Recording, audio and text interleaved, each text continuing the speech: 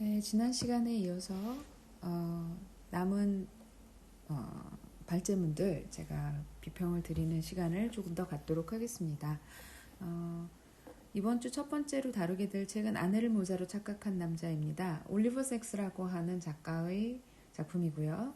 발제자들이 충실하게 준비를 잘 해주시고 책 내용도 각 챕터별로 한 개씩 사례를 모아와서 어떤 내용이 들어있는지 우리가 짐작하기 좀 쉽게 잘 도와주셨고요. 또 그 책이 가지고 있는 의의를 제가 그 책을 읽고 느꼈던 어떤 지점과 되게 비슷한 데들을 찾아오셔서 저로서는 굉장히 반갑고 흥미롭게 잘 들었습니다. 이 올리버 섹스라고 한 사람은요, 어떤 사람인가에서부터 이제 얘기가 시작이 되는데요.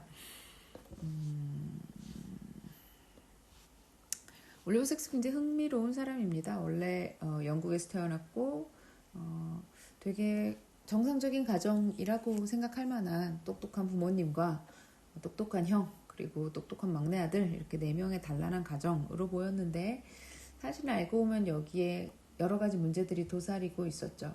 부모님은 너무 권위주의적이고 세상의 잣대에 굉장히 신경을 쓰는 사람들이고 또 형은 정신병이라고 할 만한 어떤 병을 획득을 하게 됐는데 그것을 이제 극복을 하는데 실패를 하고 극복이라기보다는 그 치료를 받아야 되는데 치료를 받아야 된다는 개념이 너무 부족했었던 거.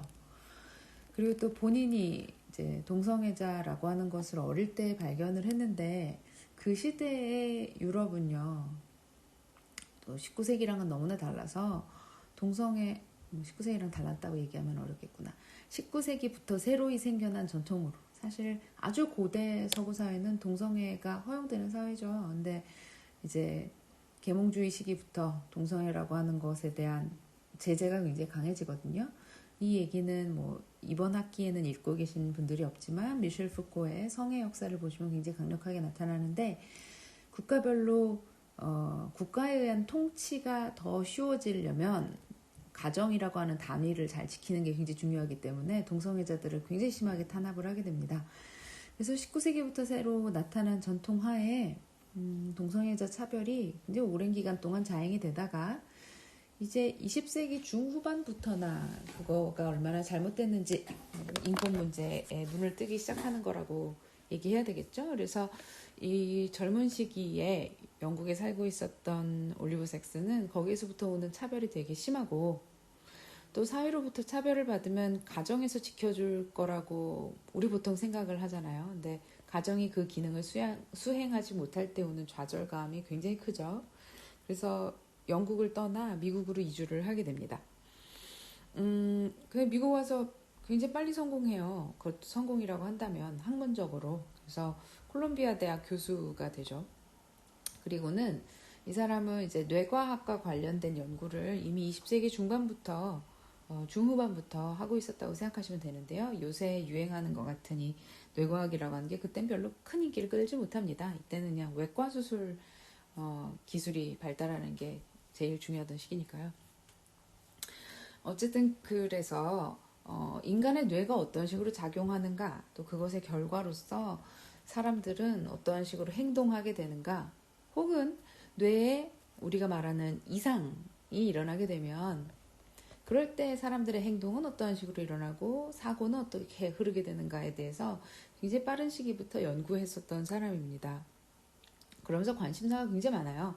수영도 되게 좋아하고 고사리 학회를 창단하여 고사리 연구도 되게 오래 하시고요. 이런저런 아주 소소한 레벨에서의 관찰 이런 것들을 아주 세심하게 평생에 걸쳐 했었던 사람이죠. 여기 있네요. 제가 아까 설명했었던 걸 이 팀에서도 굉장히 잘 설명을 해주셨고요. 뉴욕에 와서 이 부분이 좀 흥미로운 부분인데요. 의사로 활동하는 동안 마약 중독과 안면인식 장애를 앓다가 극복했다는 얘기가 나옵니다. 사실 20세기 중후반의 의사들 중에 마약 중독되는 사람들이 상당히 많았었다고 하는데 그런 사람 중에 하나겠죠. 직무에서부터 오는 스트레스와 또 자기 정체성에 관련된 스트레스를 동시에 갖고 있었던 사람이니 많지 다른 사람들보다 쉽게 마약에 유혹에 빠졌던 것 같고요. 거기에서 해결책을 찾고자 했었던 것 같은데 거기에서부터 오는 폐해를 빨리 깨닫고 스스로 그걸 극복하려고 노력했다는 점이 우선 좋은 지점이고, 다른 한편 특이하게도 안면인식 장애를 굉장히 심하게 겪었다고 그래요.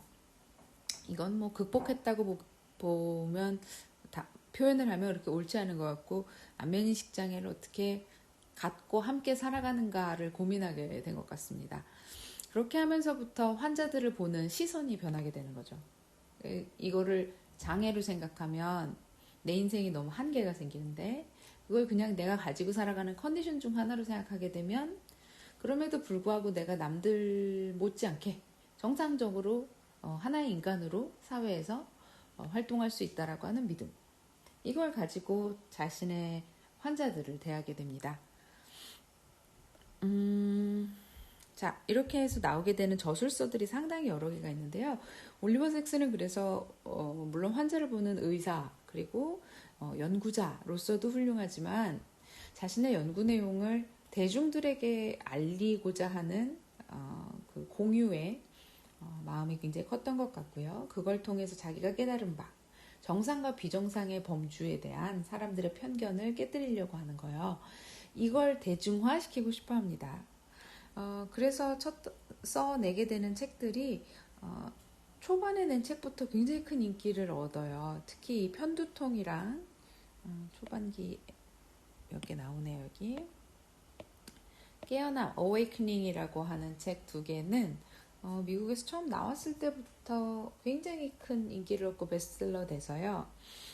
특히 Awakening 같은 거는 뒤에도 나오지만 우리 잘 아는 로빈 윌리엄스 나오는 영화로 영화화돼서 많은 사람들의 심금을 울렸었던 바가 있죠. 그리고 나는 침대에서 내 다리를 주었다, 그리고 아내를 모자로 착각한 남자, 이 두 시리즈가 이제 가장 사람들에게 올리버 섹스의 대표작으로 알려져 있는 작품들입니다. 그래서 예를 들어 침대에서 내 다리를 주었다, 이게 이제 차후 얘가 나오게 되는 뭐랄까 시발점 같은 게 되는데요. 사고를 겪고 나면요, 감각 잃는 경우들이 많아요. 근데 예를 들어서 이런 거죠. 다리가 잘렸었던 사람, 이렇게 공장에서 일 잘못하다가 다리 무릎 아래를 잘렸어요. 근데 운이 굉장히 좋아서 접합수술에 성공을 해요. 아래 떨어진 다리에 신경이 다 살아있고 그런 상태로 병원을 갔기 때문에 접합수술을 막 몇 시간에 걸쳐서 20시간에 걸쳐서 해내고 났는데 성공했어요. 그러면 이제 신경은 시간이 좀 지나고 나면 제대로 다 갖다 붙었을 거란 말이에요. 끊어진 데가 없는데도 불구하고 나는 무릎 아래 감각이 아직도 없어요. 이런 사람들이 겪게 되는 이제 공통적인 현상들이 있다 그러는데, 이 감각이 돌아오기까지 굉장히 시간이 많이 걸려서 내 다리라는 걸 인지를 하지 못한다 그럽니다. 또는 반대로 무릎 아래를 잘렸는데 운이 나빠서 다리를 잃게 된 경우, 뇌는 아직도 내 다리가 거기에 계속 존재한다고 착각을 해서 어느 정도 상처가 낫고 나잖아요. 그러면 무릎이 가렵대요. 종아리를 긁어야 될 것 같아서 긁어보면 거기에 이제 종아리가 없죠. 이런 것들은 뇌에 이미 나 있는 어떤 길, 내가 내 몸을 자각하는 방식이 이미 고착화가 되어 있어서 이미 사라져버린 신체가 사라졌다는 걸 아직 인지하지 못하는 경우들을 얘기합니다. 이런 특이한 뇌의 어떤 행동 패턴 같은 것들이요, 여기에서 착안해서 이건 자기 개인사였고요, 자신의 환자들의 사례들을 모아서 이제 방금 이야기했던 것 같이 정상과 비정상의 범주에 대해서 우리가 다시 한번 고민해보게 만드는 유명한 저술서를 남기게 됩니다. 이 이야기가 우리가 발제자들을 통해서 들은 얘기고요. 시리즈 책을 너무너무 많이 썼어요. 목소리를 보았네, 편두통과 깨어남 아까 거에 70년대 80년대 거에 다시 쓴 것들이지만 이런 것들은 막 그렇게 인기 있진 않았어요.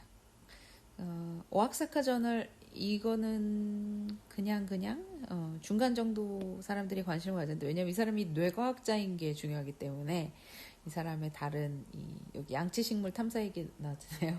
아까 얘기했던 것처럼 고사리 학회 하시면서 고사리를 하도 많이 길러가지고 고사리 구경하러 다른 동네 가보는 얘기거든요. 이건 뭐 그렇게까지 우리에게 감동까지 준다고 하긴 어렵고, 과학자들은 참 다른 눈으로 일상을 관찰하는구나, 뭐 이런 걸 볼 수 있는 책이고요. 병을 많이 얻게 되죠. 여기 보면 2005년에 안구 흑색종 진단받았다고 했고, 그게 일종의 암이에요. 그래서 뇌 쪽으로 이게 점점 뭐 번진다든지 아니면 아래쪽으로 내려가서 장기로 번진다든지 하는 일들이 빈번하게 일어나죠. 암은 한 번 걸리면 그거 하나 잡았다고 끝이 난 게 아니라 계속 추적을 해서 딴 데로 전이가 되진 않는지 재발하지 않는지 이걸 확인해야 되잖아요. 결국에는 이 사람은 안암 자체는 재발하지 않지만 전이가 이루어져서 그게 퍼져서 손 쓸 수 없게 됐을 때 사망하게 되거든요. 어쨌든 2005년에 이런 중요한 일을 겪고 나서 이제 일생을 정리하는 글들을 써야 된다는 생각을 했던 것 같아요. 그래서 일단 7년, 10년까지는 아직 뇌과학 얘기를 쓰고요. 그리고서는 후반기로 가게 되면 특히나 이 15년 뉴욕타임스 컬럼, 이게 저도 이때 미국 살고 있었어서 컬럼 읽었었는데, 삶을 통찰하는 과학적이고 이성적으로 삶에 대해서 접근을 하면 감성적인 글은 안 나올 거라고 생각했었는데, 그걸 통해서 내가 올리버 섹스 본인이 얼마나 세상으로부터 받은 게 많은지, 또 내가 내 인생을 잘 살아왔다라고 하는 것과 뭐 부족했던 부분이 있다면 용서를 구하는 것과 뭐 이런 내용들이 적혀 있는데 굉장히 따뜻하고요. 평생에 걸쳐서 이렇게 과학적인 눈으로 세상을 따뜻하게 바라볼 수 있다는 게 굉장히 감동적인 글이에요. 그래서 그런 톤으로 마지막 집필하기 시작해서 자기 인생의 마지막 책을 남기고 떠납니다. 자, 그 중에서도 우리는 특히 85년에 이 아내를 모자로 착각한 남자라고 하는 글을 볼 건데요. 활동 시기도 되게 잘 나눠주셨어요. 자기의 경험과 환자들과의 소통 과정에서 배운 삶의 의미, 깨달음에 대해 집중하는 시기가 상당히 오래 펼쳐지죠. 그리고 마지막에 15년, 그러니까 아까 그 뉴욕 타임스 컬럼 시기를 즈음해서 그때 그 컬럼을 실었던 게 자기가 암이 이제 장기로 전이된 이후 그게 더 이상 치료가 불가능한 상태가 됐다는 걸 깨닫고 쓴 글이거든요. 그래서 이때부터가 인생의 후반기라고 해야 될 텐데, 삶을 성찰하는 에세이들을 이때는 쓰게 됩니다. 우리는 전반기에 특히 그 중에서도 가장 하이라이트가 됐던 아내를 모자로 착각한 남자를 볼 겁니다. 보시다시피 이건 다양한 임상 기록을 가지고 있는데 신경학자의 임상 기록이니만치 뭐 내과나 외과적인 어떤 처치가 필요한 것들이 아니에요. 다만 뇌에 이상이 생겨서 저 사람 정상 아니다 싶은 거. 우린 보통 어렸을 때 그런 얘기들 많이 하죠. 모질이다. 뭐 리터드를 뭐라 그러지? 전능이다. 뭐 이런 단어를 너무 쉽게 쓰죠. 근데 그렇게 사람들에게 손가락질 받는 병리학적인 현상들이 사실은 정상인과 비정상을 나누는 범주가 굉장히 무의미하기 때문에 비난받아야 될 것도 아니고 폄훼당할 이유도 없고 우리랑 똑같은 인간, 다만 특이한 컨디션을 가진 인간이다라고 하는 것을 확인시켜주는 글입니다. 사실 다른 한편 생각해보면 우리가 뭐 장애 있는 사람들 어머 불쌍해서 어떡하지? 라고 생각한다든지 그것도 사실 굉장히 큰 신뢰죠. 또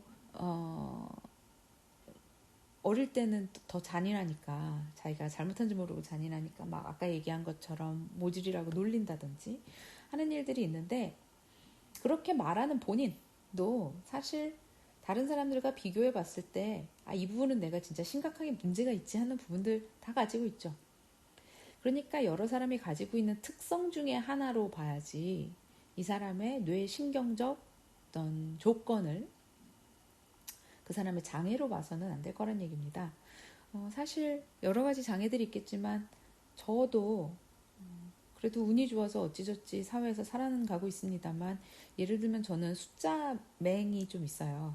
그러니까 트레이닝, 학교를 열심히 다닌 학생이니까 트레이닝이 잘 돼서 그렇다고 해서 1, 2, 3, 4, 5, 6, 7, 8, 9, 10 하나하나 구별하려고 노력하면 못하는 건 아닌데, 맥 놓고 있으면 6, 8, 9 이런 거를 늘 헛갈려서 숫자를 보면서 입으로 읽을 때 전혀 다른 숫자를 읽습니다. 나중에 크고 나서야 내가 맹이 있어서 그렇게 수학을 못했구나, 어쩔 수 없이 인문학을 했구나 하는 걸 알게 됐습니다만, 뭐 그런 현상 하나쯤은 안 가진 사람이 없죠. 다들 그냥 남들에게 티내지 않고 자신의 일상을 잘 살아나가고 있을 뿐입니다. 그런 것처럼 모든 사람이 갖고 있을 굉장히 신기해 보이지만 사실은 장애가 아닌 컨디션들 이야기들을 몇 가지로 나누어서 설명을 하는데, 첫 번째는 뇌기능의 일부가 상실된 거, 또는 뇌기능의 일부가 슈퍼 액티브해진 거, 하이퍼 액티브해진 거, 너무 과잉되는 경우, 그리고 과거의 기억이 현재의 기억과 치환되어 버리는 경우, 그래서 이행이라고 그걸 불렀고요. 그리고 단순함의 세계라고는 했지만 지적장애인이나 발달장애인 자폐요 들의 사례를 통해서 그 사람들이 우리보다 모자란 게 아니라는 것을 확실하게 보여줍니다. 이런 시리즈들의 이야기들 여러 가지를 보았었는데, 발제자들이 설명해 주기로 우선 상실 사례를 뭘로 했더라? 다 듣고 기억이 안 나는데, 그게 일부에서 뇌기능 상실에서 요거구나. 모자를 아내로 착각한 남자 이야기. 이 안면장애 본인이 있으니까 사실 이게 그렇게 신기하지도 않았을 거예요. 근데 이 환자의 경우에는 안면장애를 넘어서서 최소한 안면장애라 그러면 사람 얼굴끼리 못 알아보잖아요. 왜 연예인 중에 자기 안면장애 심하다는 사람이 있었는데 오정세였나? 그 사람 같은 경우에 자기 친구들 거꾸로인가? 그 사람은 자기 얼굴이 너무 흔해서 남이 못 알아보는 것 같은가요? 하여튼 얼굴을 너무 심하게 못 알아봐서 같이 연기했었던 배우 얼굴도 자기가 다시 만났을 때 모른다고 그런 얘기 하더라고요. 근데 안면인식자였던 올리브 섹스가 여기서 깜짝 놀란 걸로 보이는, 뭐 이거는 과장이겠죠. 자기 환자의 사례는 사물하고 얼굴도 구별을 못하는 거예요. 그래서 뇌의 어떤 기능상의 손실로 인해서 이런 일이 일어날 수도 있다라고 하는 거 하나 보여줬었고, 그리고 그 다음 사례로 과잉 같은 경우에는 아까 하이퍼액티브한 건데, 자기도 모르는 사이에 이제 언어 기능이 외부 자극을 봤을 때 그걸 사람들은 꿀꺽 삼킬 수가 있는데, 이런 투렛 증후군을 가진 사람들은 약간의 자극이 입 밖으로 반드시 표출이 돼야 돼요. 굉장히 세게 발화가 되죠. 그래서 어떤 때는 막 욕을 하기도 하고, 보통은 막 이런 소리 내는 사람들도 있고 그래요. 근데 그 투렛 증후군을 자신의 일부로 생각했었던 환자예요, 이 사람은. 우리 당연히 투렛 증후군 있으면 그 사람을 뭐 비정상이라 생각하고 피하거나 안 됐다고 생각하거나, 아니면 뭐 최근에는 유튜버 하나가 자기가 가짜로 투렛 환자인데 그걸 극복하고 있는 척 했었던 사건도 있었죠. 어쨌거나 사회로부터 약간 멸시를 받거나 아니면 저 사람 불편하니까 피하자라고 생각하는 종류의 증후군인데, 이 레이라고 하는 사람은 그 증후군이 사라지고 나니까 슬퍼해요. 그러니까 말하자면 나라고 하는 사람의 캐릭터를 만드는데 이 투렛 증후군이 굉장히 유효했다고 보는 거죠. 그런 식으로 뒤집어서 생각해보면 어떤 특정한 우리가 장애라고 부르는 것들도 그 사람을 이루고 있는 주요한 조건 중에 하나고, 반드시 없애버리고 싶다거나 아니면 극복하고 싶은 것만은 아닐 수도 있겠다 하는 것을 보여주는 되게 재밌는 사례였고요. 이 이후로도 과잉 말고 PPT에는 그게 없구나. 네, 3부에서는 3부 이행에서는 왜 살인서인지 모르겠네요. 제가 들었을 때는 C부인 이야기 나와 있어서 회상과 관련된 자기 어렸을 꿈에서 깼는데, 꿈에서 어릴 때 아일랜드 살 때 들었었던 어떤 동요? 음악? 뭐 이런 게 들리고, 그거 덕분에 어린 시절이 왜 고스란히 되살아나는 거죠. 왜 우리도 가끔 그런 때 있지 않습니까? 옛날에 연애했던 사람이 늘 쓰던 향수 길에서 맡으면 그 시절이 막 떠오르죠. 그랬었던 것처럼 과거를 회상하게 하는 어떤 자극제가 나타나는데, 문제는 이제 이 사람 같은 경우에는 그게 순간에 스쳐 지나가는 게 아니라 그 이후로 귀에서 그 음악이 멈추지 않아요. 그래서 올리브 섹스를 찾으러 오는 거죠. 그리고 나서는 대화 속에서 이 사람이 이제 깨닫게 되는 게, 그걸 통해서 자기가 얼마나 행복을 찾게 됐는지, 잃어버린 과거를 되찾았다는 데서 오는 기쁨이 비록 뇌의 어떤 이상 현상으로 인해서 느끼게 된 것이지만 그 사람의 삶을 충만하게 하죠. 또 다른 사례로 시인 리베카는 사부였었어요. 단순함의 세계 장이었죠. 자폐증 환자의 사례였었던 것으로 기억을 하는데, 자폐 환자들은, 환자라고 하면 옳지 않죠. 뭐 자폐를 가지고 있는 사람들은 많은 경우 그런 얘기들 합니다. 발달장애라고 부르는 이유가 뇌 기능이 남들보다 지연되어 있을 뿐 언젠가는 남들만큼의 지능을 이제 채워서 올라옵니다.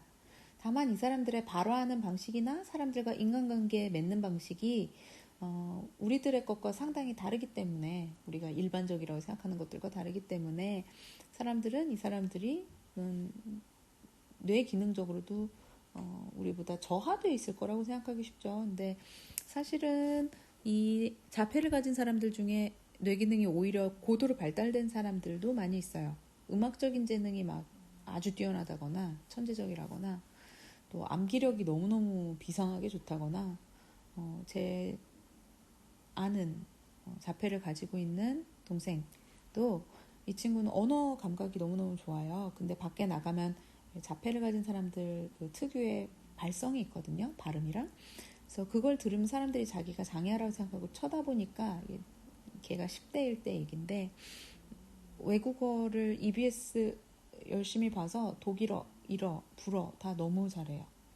근데 밖에 나와서 일본어 하면, 외국어니까 사람들이 뭐 일본어도 완전히 일본 사람 같진 않죠. 근데 최소한 사람들이 자기를 그냥 외국인이라고 생각하고 그러고 지나가니까, 장애라고 생각하지 않으니까 외부나면 꼭 외국어로 얘기를 해요. 그게 되게 기억에 남고, 그런 애는 이제 언어 천재의 사례고, 여기에서 레베카라는 이 친구도, 이 책에 나온 사례도 언어 천재 중에 하나인 것으로 보이는데, 이 사람은 이제 문학적인 감성이 굉장히 발달된 사람이죠.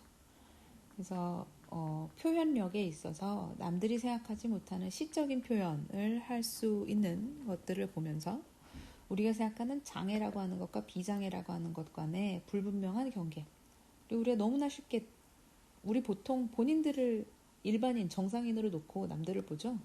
근데 그거 한번 눈 뜨고 나서 다시 나 자신을 살펴보면 나에게 장애라고 할 만한 부분들이 굉장히 많다는 걸 알게 될 겁니다. 그래서 외부적으로 또는 사회 통념적으로 부족하다, 장애다라고 부르는 부분들이 사실은 어떤 차별의 근거가 될 수 없다라고 하는 것을 우리가 다시 깨닫게 됐다라고 하는 게 이 조의 주요한 테마였고요. 저도 굉장히 동의하는 바입니다. 이 부분도 되게 좋죠. 누구나 소통해야 한다는 집단 강박에 의해 탄생한 새로운 병이 자폐증이 아닐까 생각해 본다. 지능상의 결함이 있더라도 우리는 그들이 가진 마음의 질을 인정해야 된다.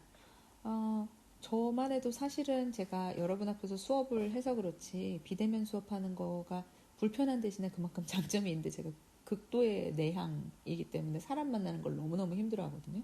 수업할 때만 잠깐 가면을 뒤집어 쓰고 있는 겁니다.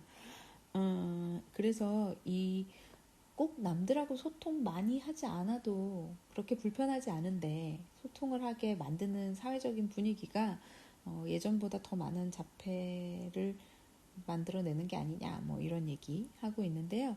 특히 미국 사회 살면 거기에 되게 동조할 것 같아요. 우리도 요새 그런 분위기로 가고 있는 것 같고, 인싸 하면서 이렇게 외향적이고 남들이랑 잘 섞이고 이런 거를 막 굉장히 이상적으로 생각하는데, 꼭 그렇지 않아도 괜찮아요. 자기 기질이 다르면. 근데 그걸 굉장히 강요받으면서 우리가 살고 있죠. 미국도 그렇고 한국도 점점 그렇게 되고. 어쨌든 근데 그 내부에서 우리들 중에 지금쯤 자기가 외향 아닌 사람들은 공감을 하고 있을 것 같은데, 사람들과 교감이라고 하면 옳지 않을 것 같고, 막 대화를 너무 좋아서 신나게 하지 않아도 내가 비정상인 건 아니잖아요. 내가 남들보다 다만 외부인을 만났을 때 에너지를 너무 많이 뺏기니까 최소한만 외부인을 만나고 싶어 하는 것 뿐이죠. 그래서 그런 것처럼 자폐도 일종의 내향의 어떤 극대화된 형상이 아닐까 생각해 줘야 된다, 이런 얘기들을 하고 있습니다. 이 사람 반복적으로 하고 있는 얘기를 보시면 지금 여러분 눈치채셨다시피, 자기가 평생에 걸쳐 느꼈었던 이 차별이라고 하는 요소에 대한 다층화된 생각을 담고 있어요. 자기는 우선 성정체성에 관련된 차별 이야기에서부터 생각을 시작했지만 그게 사회에 만연해 있는 다양한 종류의 차별들로 생각이 점점 번져나가서 과학자로서 이러한 결과물에 다다르게 된 것 같습니다. 사실 이 책은 같은 신경학계에서는 좋은 반응을 얻지 못했었던 책입니다. 특히 80년대, 90년대 초반에는 이런 저술을 연구서가 아니라고 생각했고 또 올바른 연구의 방향도 아니라고 생각해요. 데이터화 될 수 없는 거, 통계를 낼 수 없는 거를 이렇게 케이스 스터디식으로 풀어내서는 그건 의학이라고 볼 수 없다라고 생각하는 견해가 지배적이었고 오늘날도 사실 그런 분위기가 많이 남아 있습니다. 그럼에도 불구하고 그걸 극복하고자 하는 이 사람의 의학계 내부에서 노력이라고 하는 게 결국에는 많은 의사들로 하여금 자신의 환자와 더 잘 교감하고 공감할 수 있게 도와주었고 또 사회적으로도 이 차별이라고 하는 요소를 타파해야 된다라고 하는 궁극적인 흐름에 이게 굉장히 큰 기여를 한 책이다라고 생각해야 될 것 같습니다. 그래서 그런 부분들을 잘 짚어내 주셨고 또 마지막에 각 조언들의 마무리 생각들도 좋게 잘 읽었어요. 그래서 좋은 발표해 주셔서 감사하고요. 그러면 이 책에 대해서는 더 짚어낼 게 없는 것 같은데 다만 2차 생성물 만들 때 이게 되게 좋은 플랫폼이 돼요. 왜냐하면 우리가 생각하지 못했던 방식으로 우리가 가지고 있는 어떤 삶에서의 문제점들을 극복하고 우리 사회의 일환으로 받아들이게 만드는 내용이니까 되게 여러 가지로 풀어낼 수가 있더라고요. 그래서 여러분들 어떤 아이디어 갖고 계신지 이번 주에 여러분 아이디어 제출하시는 거 기대하고 있습니다. 그러면 다음번 도서로 넘어가 볼까요?